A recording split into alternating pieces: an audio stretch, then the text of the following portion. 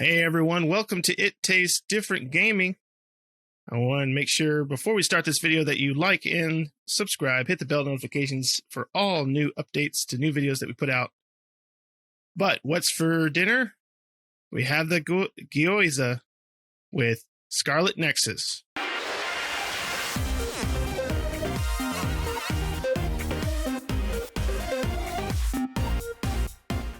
Scarlet Nexus is the latest RPG from Bandai Namco.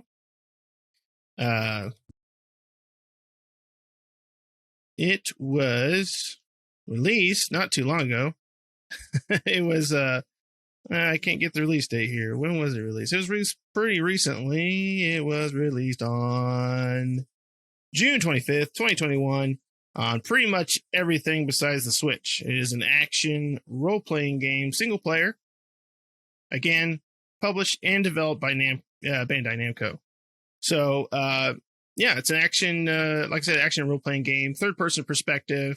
You can play as two different characters in this game. So, they both kind of have the same, the stories kind of intertwined, but they do have different cutscenes and different scenarios and people they interact with. So, it's kind of like a double playthrough as you play through one character, and kind of how they set it up is once you beat the game with that one character, they want you to play through the other. You don't necessarily have to. You'll kind of get the gist of the whole entire story with one character, but the whole idea is to play as both characters to get the full experience. But we'll go around and see what everybody thought of this game. So, Russ, let's go to you, buddy. What'd you think of Scarlet Nexus? This is not a bad game, actually. I don't have a lot of things negative to say about it.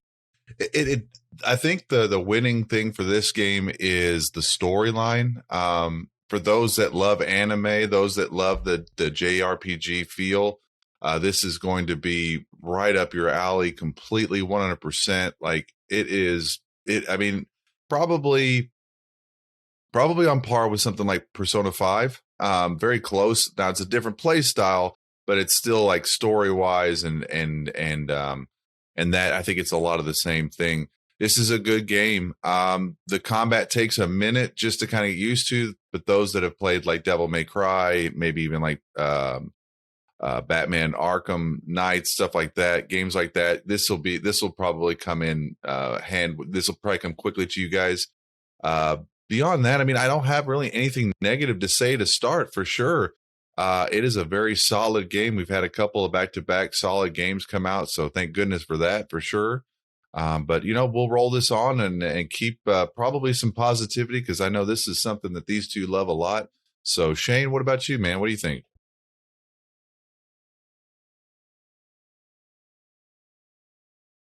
I find it middle of the road on my enjoyment of it.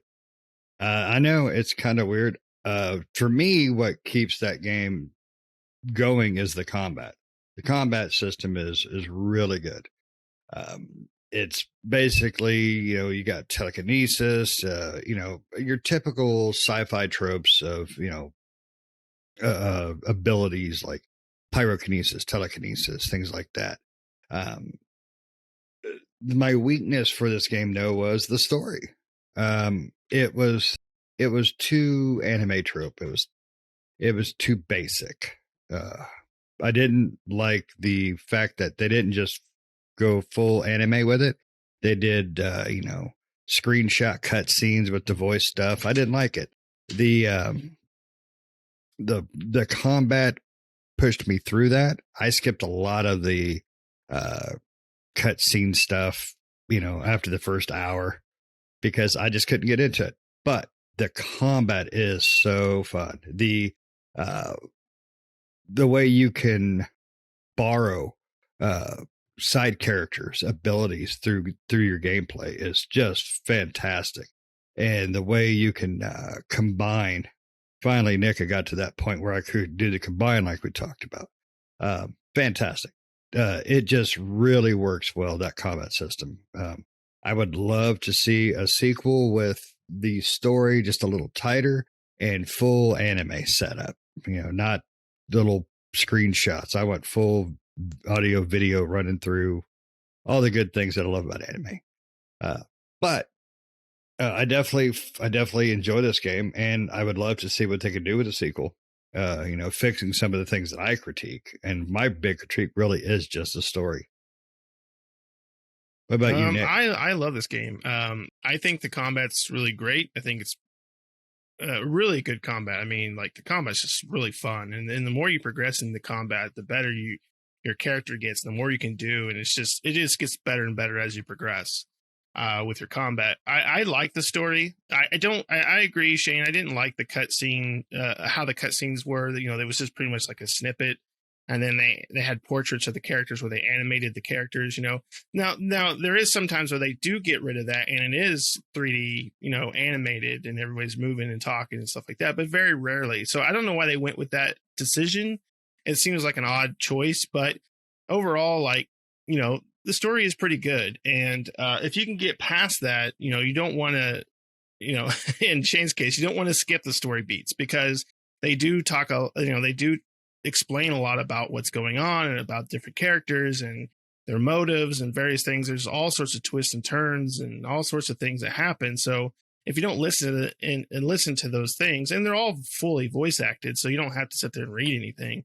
Everything in the game is fully voice acted. So even the side quests are voice acted. So you don't have to listen to anything. So yeah, I mean, overall, it's a really fun game. I did end up completing it. It beat Yito's. There's two characters. There's Yito and there's Kasane, and I played the Yito was the guy and did his story quest and everything like that. It's a long game. So, I mean, you definitely get your money's worth if you're looking for a JRPG. I think, there were times where I didn't play the game and the game was still on, maybe like for 30 minutes or maybe an hour or something where I stepped away. Ultimately, I put about 80 hours into Yito's story. That's doing the main doing the main quest and the side quest and listening to all the dialogue and various things like that. So it is a very long game. I say if you were to skip all the side quests and kind of like, there were times where I did go back and go to places I've already been before to gather materials, because you gather materials to upgrade, to enhance and get new weapons and various things like that.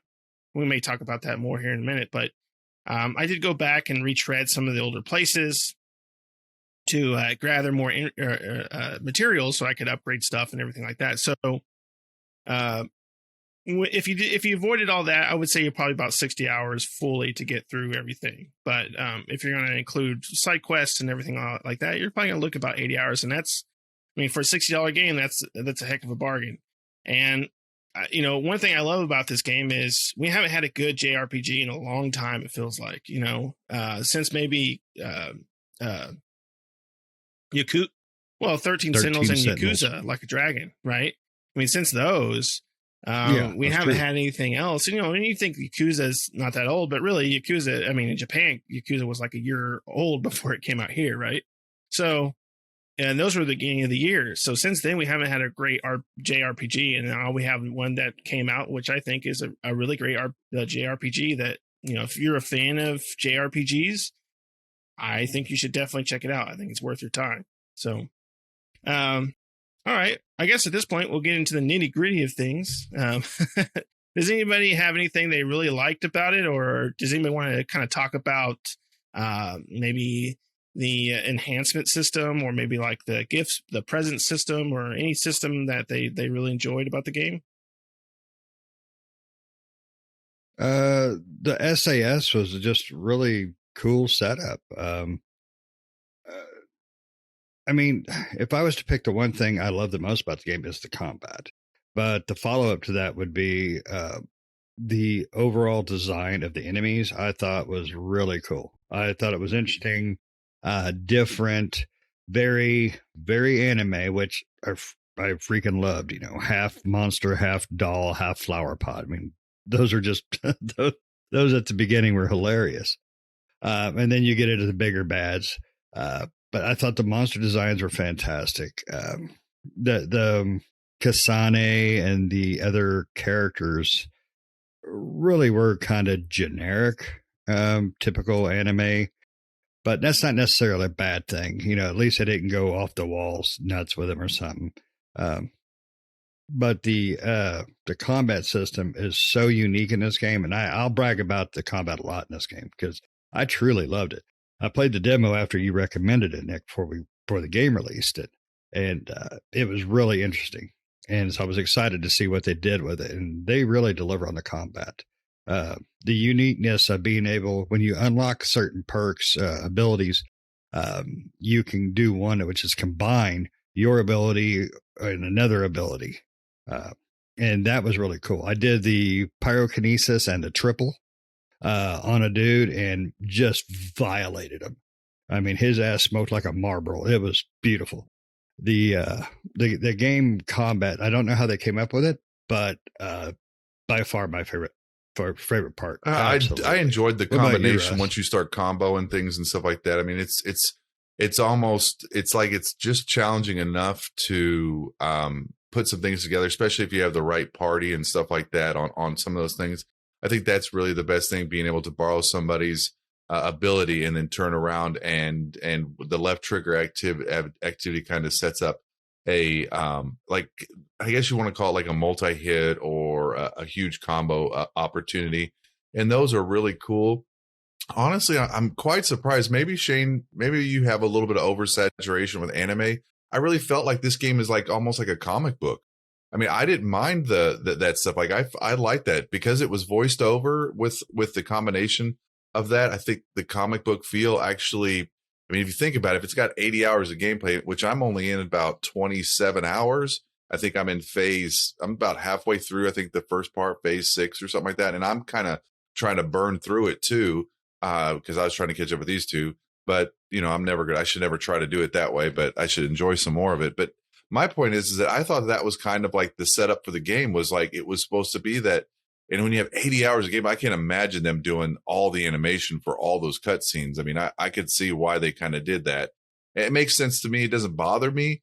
And then the generic, I mean, aren't all animes slightly generic? I mean, I know you have some voice actors that are better than other, but you kind of have that feel. I enjoyed it. I actually loved this story. I mean, 13 Sentinels was probably one of the best stories we've played in a JRPG in a long time.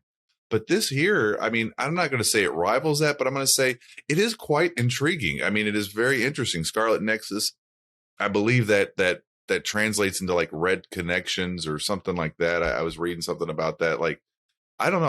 I found it really interesting. But definitely the combat style is absolutely wonderful. It's like we kind of said that it's similar to Devil May Cry, but then when you think about it, it's a lot more engaging than what Devil May Cry and those games are. Quite a bit more engaging. You have objects that you can pull, especially with the telekinesis. And then the brain map is absolutely phenomenal. I love how you can actually kind of coordinate the way that you like to play a little bit. I mean, there is some generic lines, and there is some lines that you absolutely have to go down. It's just not, I think it's it's not an option. You need to go down them. But then, I kind of stayed away from the aerial stuff. Some people love aerial things. I really didn't mind the aerial part of it. That I didn't really care about really going down that line. So I was like trying to put everything into telekinesis and everything into like multi-hitting and stuff like that. So, but Nick, what about you, man? What are you thinking? Yeah, I didn't mind I mean, I wish it was fully 3D, just everything cutscene for the cutscenes and everything. But the storyboard kind of look to it, or comic book feel. I didn't mind it. I just wish it was 3D, right? I mean, but yeah, I mean, 80 hours, and there's a lot of dialogue in the game. So yeah, that would be a lot of animating each cutscene. So, but still, I mean, I love the dialogue and the things that are going on. And there's a lot of twists and turns in the game, and a lot of stuff that gets introduced, and just like people that you don't know about. A lot of the characters are they're really deep, and you start really learning a lot about them once you do through each phase. So there's 12 phases in the game, or I guess you could call them chapters.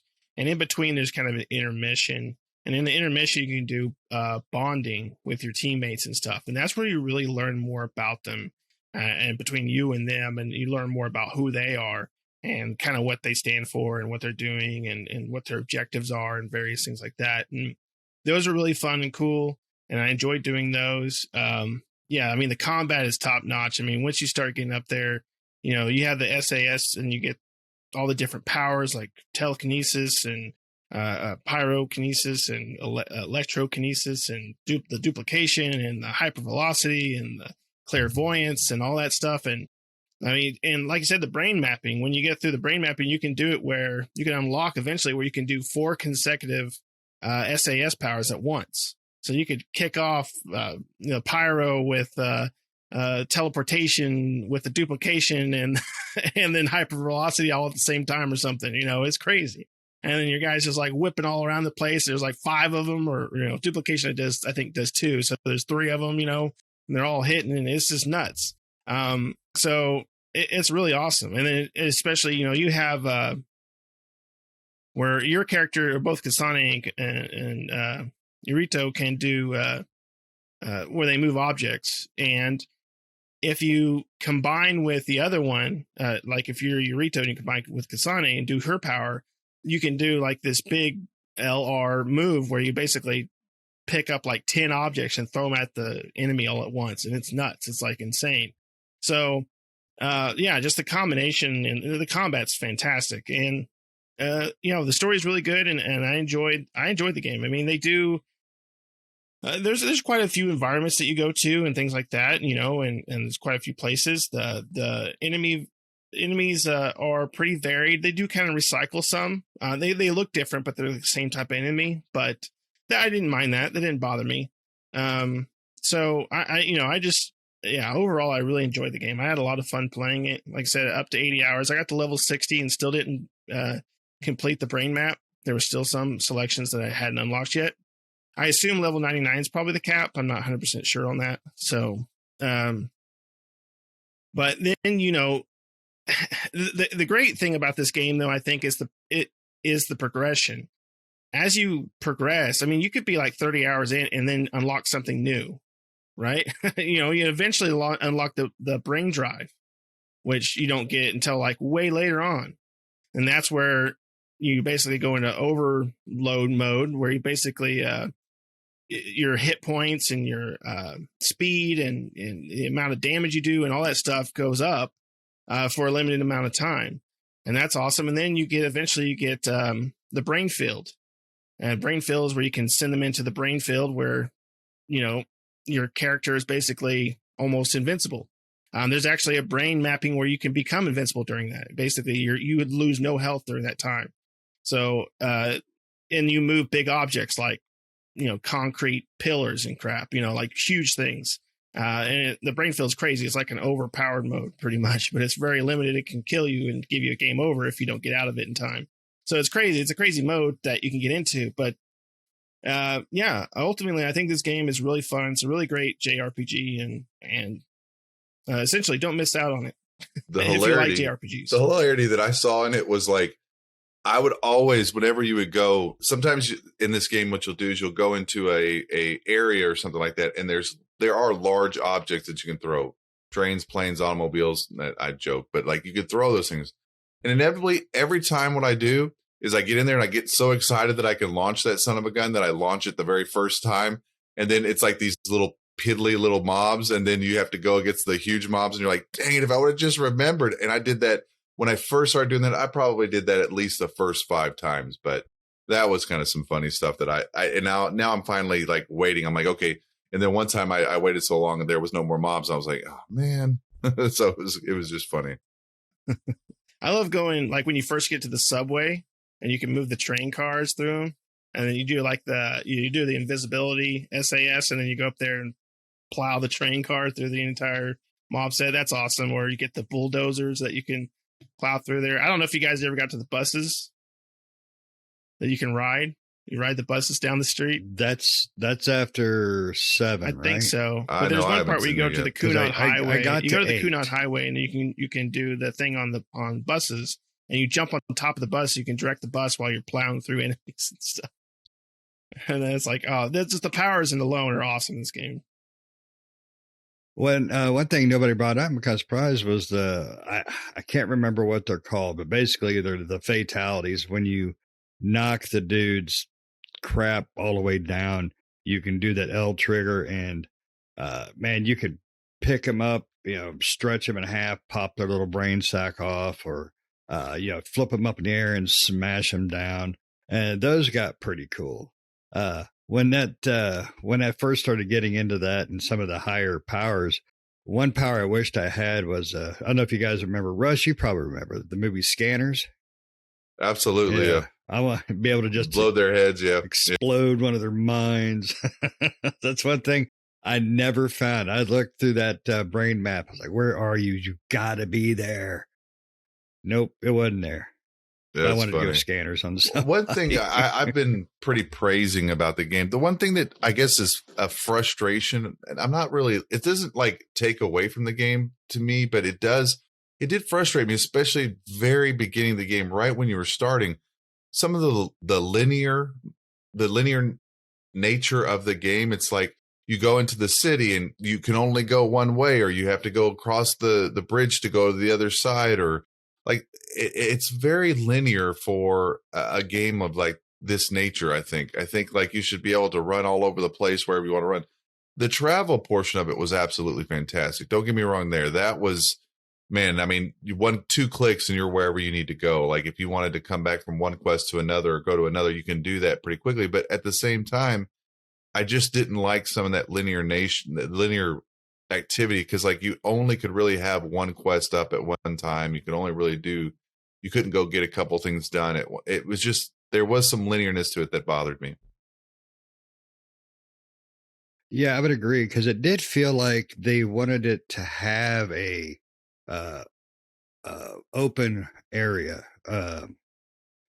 make it feel like it was, you could explore, but you never could. I mean, it really it kept you on a rail. You go this way, you go that way. That's a good point, Russ. I didn't even think about that. It did feel like they wanted to give it more of an open world feel, but it just never came through. I mean, you had a few alleyways you could peek down and find an orb or health up, but that's it. A gel, excuse me. But yeah, that's a good point. I wish they would have gave it either designed it to have a linear feel the way they were making it linear, or make it open world, which it felt like they wanted to do, but they kept it on a straight path. Yeah, it did have, like you said, it did have those offshoots that you could go down that would get you like some of the environment pieces, or maybe just an item or something like that. But yeah, ultimately it was, point A to point B, basically. I do like the, one thing that's nice about this game, especially for being an RPG, is there's a guy that comes up that has a shop and a save thing, and he pops up everywhere, which is great, because you can go like 10 feet and he'll be there, and then 10 more feet and he's there again, right? I mean, it's like every little section. So it's great pacing with that. So you can save your game often. You can use the shop often.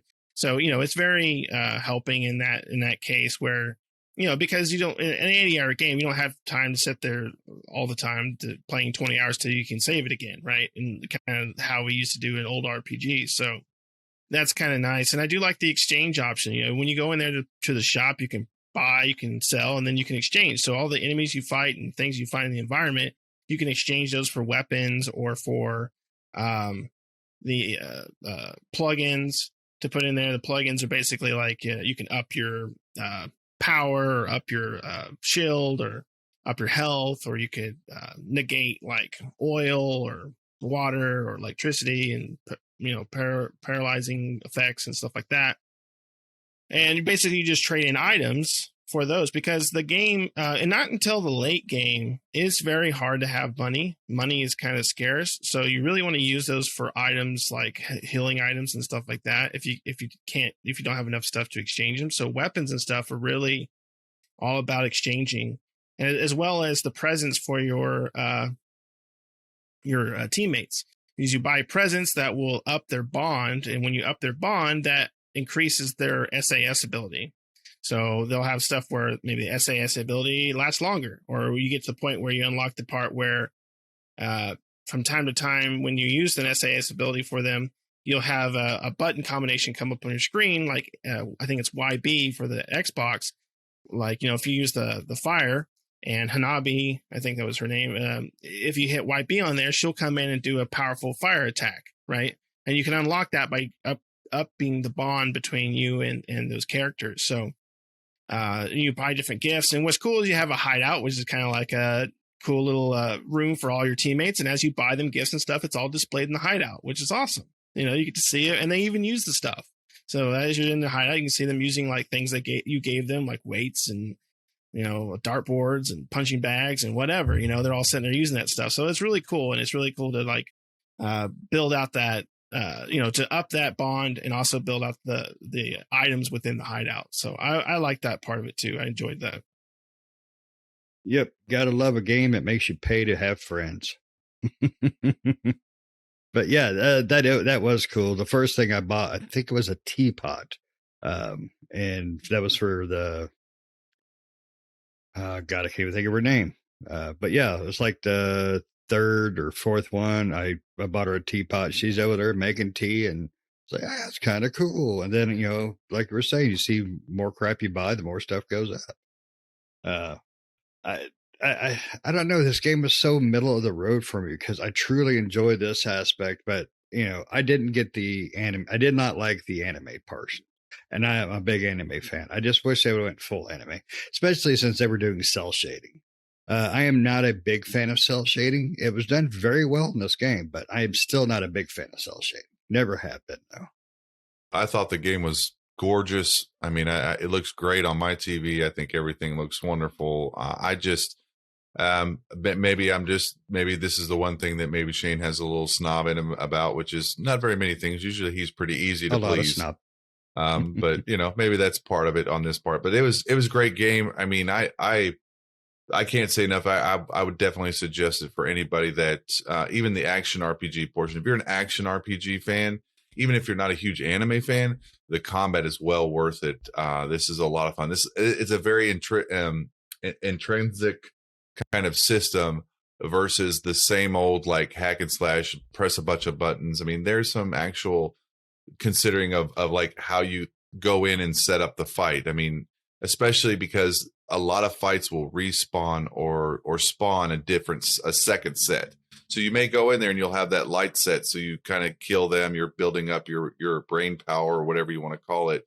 Your telekinesis, you're building that up. And then when the second set comes out, you've already kind of looked around and seen all the objects that you can grab. And then that's when you just unleash all of everything. You just go nuts on them and just have a great time with it. So there's some strategy and some fun to it, whereas some hack and slash games are just not there.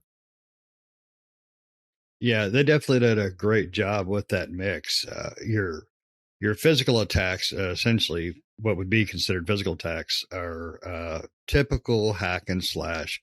But the way you can strategize them with your abilities is what makes the combat on this thing so fantastic. It is definitely a $60 game. Buy it cheaper if you can, but it's definitely worth that $60. Even I think that, and I didn't care for the anime part, but I don't think you need to. Maybe if I'd have gave the story a little bit more, room to grow, I've probably been, liking it more. I went with the girl, her story. What was her name again? I can't remember. Kasani, yeah, because I skipped most of the crap. I think the game is fantastic, and I think you should try it if you're into this kind of a combat game. If you like a game with good combat, truly good combat, unique combat systems, this is right up your alley. Even like Russ said, even if you don't like anime, you'll most likely really enjoy this. I mean, I'm definitely agreeing it's a $60 game. I mean, I don't think I've been really a huge. I don't think I've said $60 game since probably Yakuza. I mean, that's funny Nick says that. Like, this is definitely a game that I would not mind at all buying. Well, I bought this one, so yeah, I didn't mind buying it full price because it was well worth it. And there's still a lot more to it. I mean, I'm about half as far as Nick, and Nick has a whole nother playthrough through. So, and he's already at 80 hours. So there you go. But it's fantastic. Definitely recommend this buy. Yep, I agree. And I bought this one as well, and for $60, and I would buy it again for $60. This was a great game. Like Shane said, if it's on sale, great. But if it's not, pick it up today, because you're gonna have a lot of fun, especially if you like these types of games and what we talked about. I mean, the combat really truly is the star. I think they nailed the combat 100%. It's so much fun. and then everything else comes in behind it. Supposedly this is made, from what I heard, this is made by the people that make the Tales series. So that's awesome because I love the Tales games, and there's a new Tales game coming out in September. So hopefully they'll kind of, maybe put in this combat system in that one, because Tales games kind of similar, but not quite. But their combat, so that's awesome. But yeah, this one is 100% great game, worth the $60, worth the full amount. So yeah, pick it up today. Does anybody else have anything else they want to add to this before we wrap it up? No, I think we all, agree. This is definitely a playing game. This is a game you should definitely try. Well, this Goiza was absolutely perfect, so maybe we should order a second batch. Eat it fresh. Yeah, for sure. Yeah, for sure. All right, everybody. Thanks for watching. Thanks for joining in. We'll see you next time. Bye-bye. See you.